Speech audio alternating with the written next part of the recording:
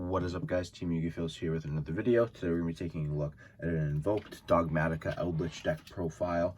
If you guys aren't subscribed already, make sure you go ahead and smash that subscribe button. It is significantly appreciated. And let's go ahead and hop on over to our deck profile for the day. Alrighty, so as I've already stated, this is an Invoked Dogmatika Eldlich variation. It's very, very cool, very powerful as well, and I thoroughly enjoy it so far.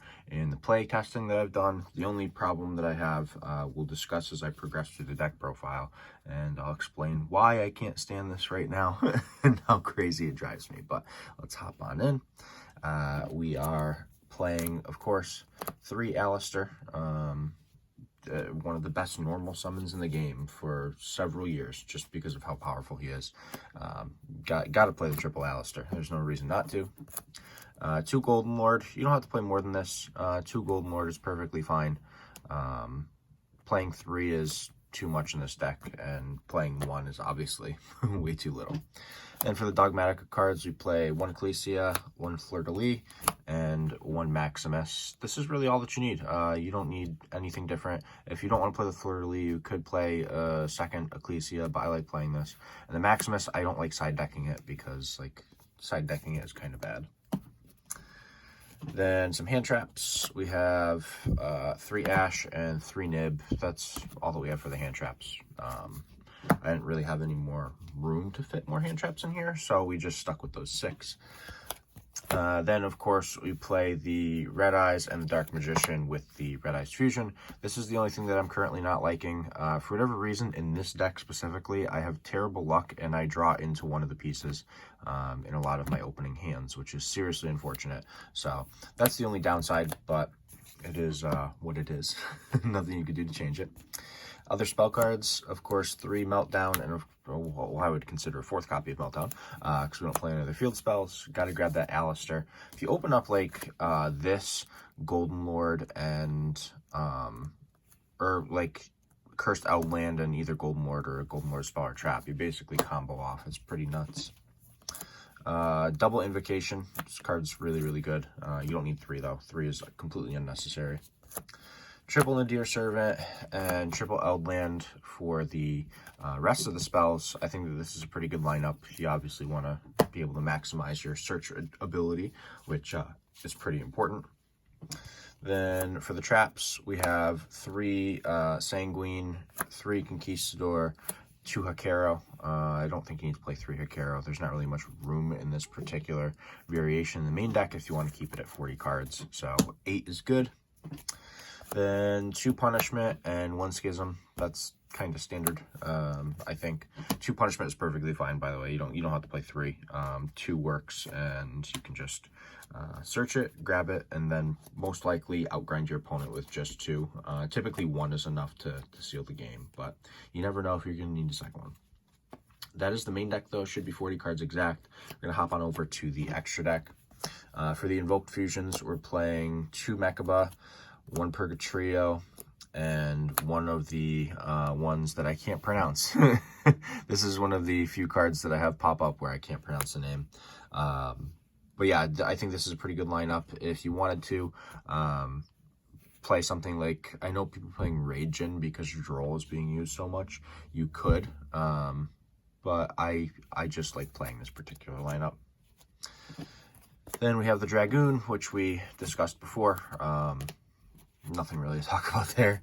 We have a Winda, an Apkalone, and a Construct. This is just for the Maximus engine. It just gets you where you need to be. Your Nadir Servant basically equals combo there, which is pretty nutty. Then I play 1 Entis and 1 Titaniclad. 1 of each is fine. You really don't need multiples. You just send this in the Construct off of the Maximus. You grab the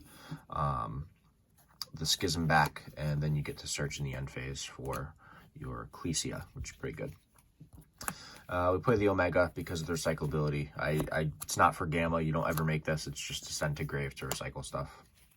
Then the links, we have a Link Spider and our Magistus Link. So Artemis is really good because you don't have to worry about playing 2 cards, being that of your Almirage and Secure Gardna. You can just play 1 card that gets you the combo, which is pretty good. So definitely worth playing the Artemis. Then we play a Anaconda. I think Anaconda is obviously important for the combo. You kind of need it.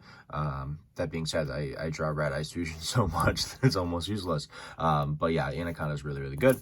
And then the last card in the extra deck is the BLS Link. This card is really, really powerful with Golden Lord. Just being able to use Golden Lord's levels to your advantage to make him even more unaffected by your opponent's cards.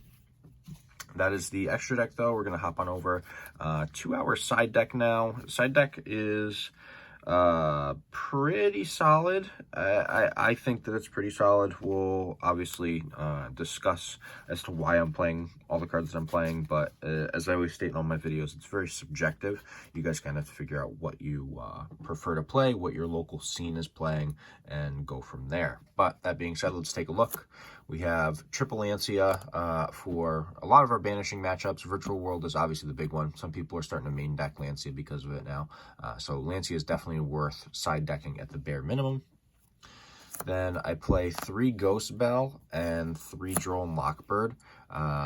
Primarily for Drytron. That's typically what you're going to be using these two for. Doesn't mean that there aren't other matchups that they're really good against, because there definitely are. But standard like matchup, you're going to want to be able to side these in for Drytron. It fully depends on what you want to pull out too from the main deck. If you know you're going second, you might want to take out like Schism and Maximus and kind of work with what you have there. But I think overall playing, you know, these 9 cards is pretty important in some way, shape, or form. The only one that's interchangeable is the Bell. I always go back and forth whether I want to play Bell, Meister, or DD Crow. All 3 kind of fall under the same realm of possibilities, so keep in mind that they're very, very powerful. Then we have some back row / field removal, and that of double Lightning Storm and a Harpy's Feather Duster. I don't have a 3rd Lightning Storm. I just never ended up picking one up. And I like playing 2 most of the time, because then I can play the Feather Duster with it, or like Red Reboot or something like that. So I really like this lineup. It's pretty cool. If you guys want to change up anything, obviously, like I said, you can. And then the last card is Triple Evenly. Just for like your back row matchups, because trap decks are a thing right now, considering it counters Virtual World. You know, a lot of people hopped on trap decks, so Evenly is pretty powerful. That being said, if you guys don't want to play Evenly, because you do lose battle phase, that's like the big downside. Instead, you could play a Red Reboot and like 2 Cosmic Cyclone in this deck. I wouldn't say Twin Twisters because it's not as good. Don't get me wrong, with the Eldlich stuff it can be, but I think Cosmic would be better. So if you wanted to play a Reboot and double Cosmic, by all means go for it. It still works. It still works fairly well and accomplishes the exact goal that you're trying to achieve, which is eliminating back row. That way you can actually play the game. But that is basically the deck profile. It's a very fun deck. I thoroughly enjoy it. Like I said, there are certain opening combos where you can get into an end board of Mechaba, Anaconda, and Dragoon with like Eldlich back row set, which is pretty strong, not gonna lie.